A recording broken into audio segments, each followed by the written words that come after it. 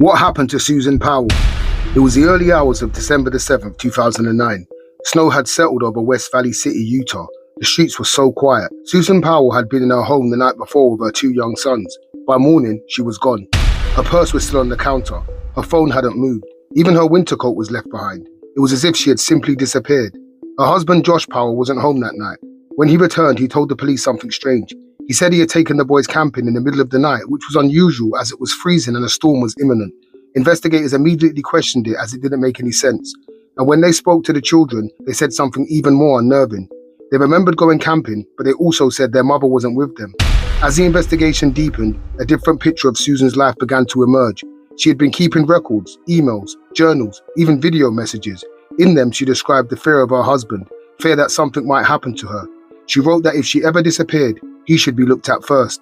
Search teams combed through the snow-covered land. Phones were analysed, movements were tracked, but there was no trace of Susan, no location, just suspicion, growing stronger. As the years passed, the case stalled up until 2012 when a social worker arrived at Josh Powell's house in Washington, bringing the 2 boys for a supervised visit. They stepped inside. Seconds later, the door slammed shut. He locked it.